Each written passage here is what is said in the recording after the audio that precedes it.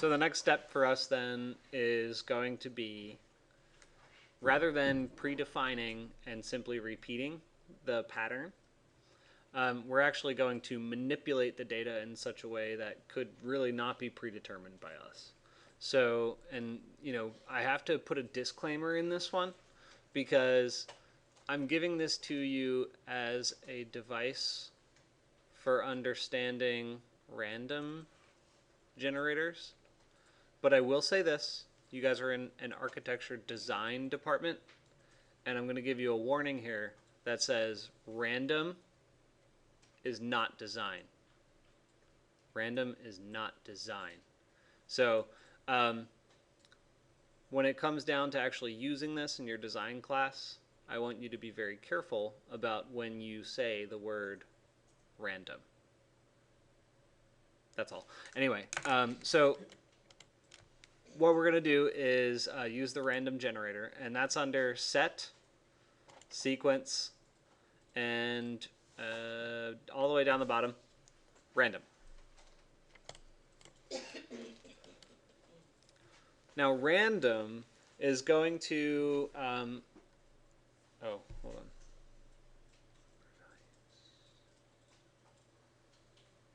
Domain.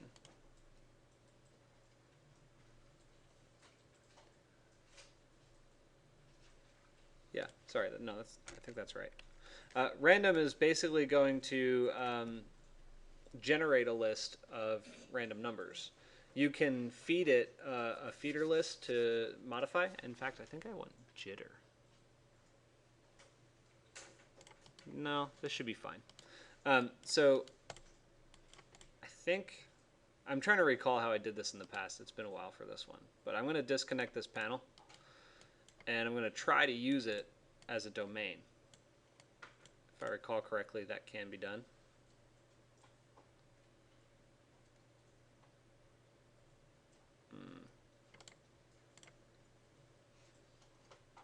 Not really, no.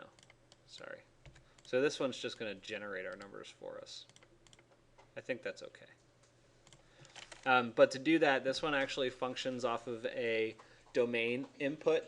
So, like in this one, I'm just reading through the description and giving it what it wants, basically. So I have a numeric domain. And so if I go under math domain and I construct a domain, then I just basically have to put in two numerical values to give it its definition. So I'm going to say I want everything from 0.25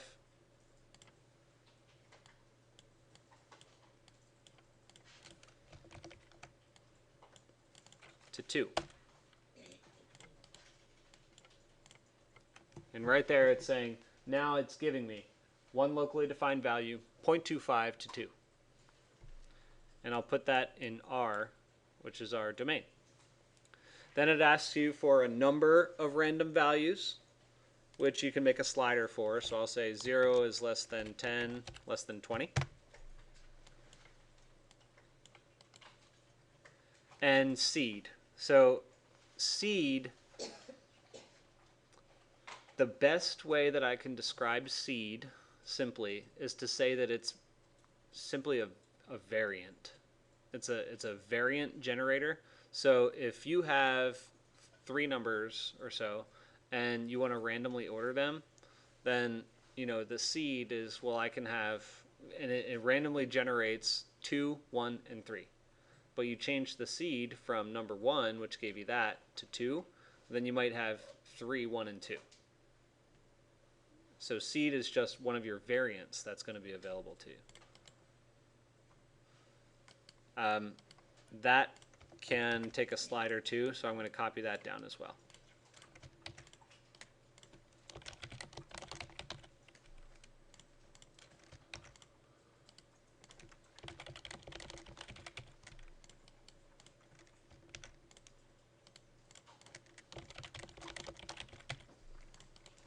And then now you've got a list of 10 defined values that all range from 0.25 to 2.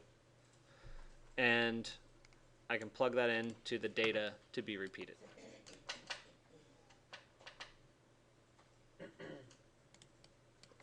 And I can play with that too. So I can change my seed to be something different. And each one of these is now very drastically different as well. Still, I can change my Y and get something that's horizontally based. This is supposed to be random? This is random. Yeah, it just uses a random number generator and it gives you those values. So, I mean, I didn't type these in. It just gave me those values. It's like rolling for the lottery, right? But I mean, I have the same numbers that we're kind of getting. What's that? Never mind. Take that back. Yeah, you're going to get something slightly different. So we could do the same kind of thing. Let's just kind of jump off topic here for a second. In this case,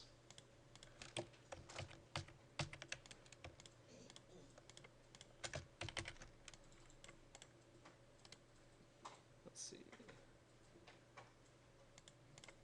So if I leave my seed at 2, it's only going to give me one result. The number here, I want one number.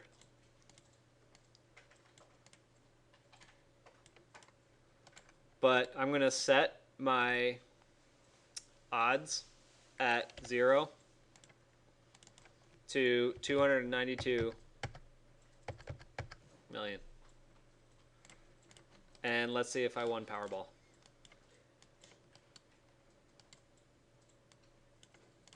No, so I only got 2.2.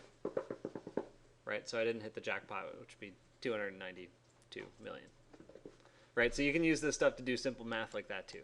You know, so I'm just throwing that out there that you can begin to play with this kind of stuff right here in Grasshopper as well.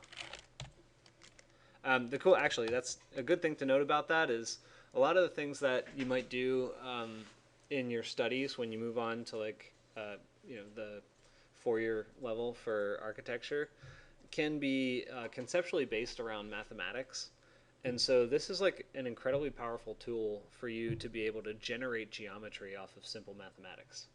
So I would urge you to look at this kind of stuff, understand domains, understand your mathematical operators, because it could directly apply to the forms that you're creating when you move on to the degree, to a bachelor's degree program or a master's program. Just secondary commentary. Anyway, so that is the random number generator. However, I'm going to pull this down. Ooh, whoops. I'll pull this down and I'll disconnect this. And I'll show you once you go back to the original condition. So 1, 1.5, 2, 0.25, 0.75, and 1.3333. Multi-line data off. You can do another thing that's called under set jitter. And all that does is it takes the values of a list and it jitters them from a value of 0 to 1. So I'm going to say 0 is less than 0.55, it's less than 1. And in fact, I probably want to put it on the backside. Actually, I could still feed that in. I'm going to move jitter over here. So instead of that, what do we have here? D. D failed to collect data. Why did it fail to collect data? Recompute. There we go. And I'm going to override the jitter to this. So now not only do I have the same numbers that are being repeated in order, but I can take those random numbers and then further randomize them so that they're no longer in the same order and it's not just cycling through the same 10 numbers. So I plug that into jitter.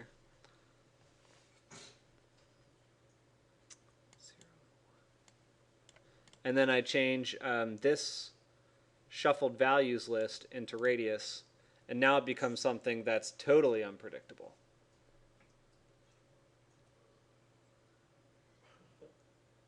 So that's no jitter. And then very slight jitter. Actually, this one jumps up really fast. Let's try 0.01. See, so that one just very, very slightly jitters them out of order. And then, everything after that, because of the number that I have, are just totally madness. But there's gotta be some type of generator in the program or in the software to you could somehow decipher it where it's not really random, right?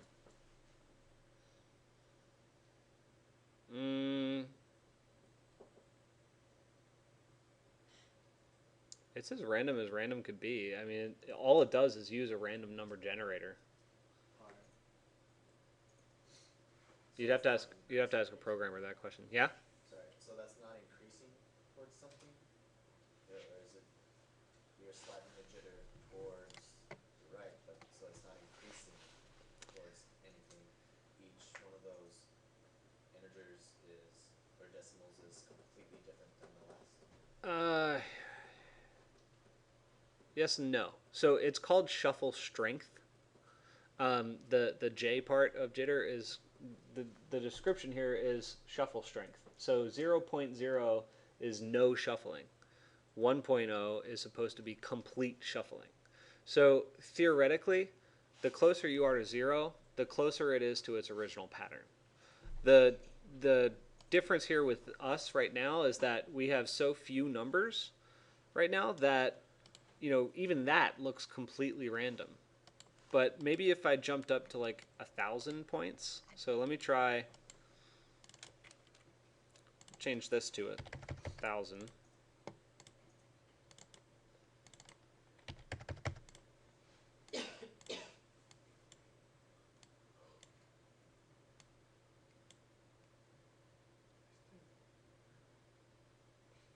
I did that too fast.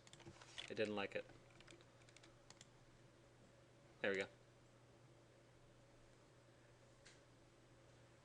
The graphics are catching up.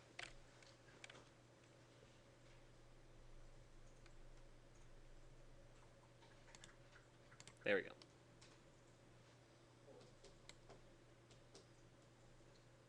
All right, so now we have how many? 1,002,001 points.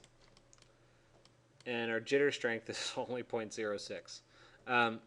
So let's see what our 0 state is.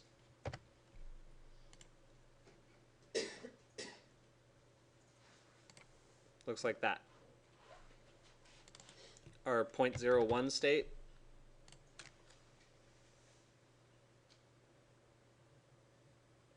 Looks like it's in complete disarray. Hold on, let me change these numbers too. If we make it a little bit more massive, let's try 4.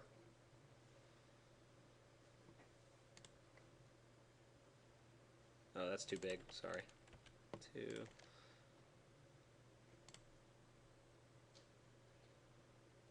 We can try increasing. I don't know if increasing or decreasing this is going to be better, but I'll try increasing it first.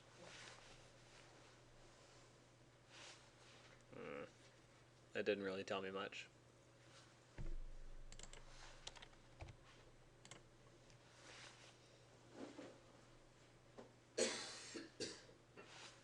Yeah.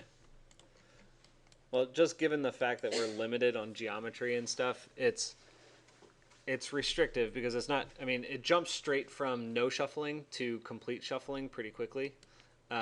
So it's hard to show you here. We'd have to do it in a simpler format with more variables that are visibly controlled. Anyway, what other questions do you have? All right, cool. So let me stop this and see what else we're going to go on to.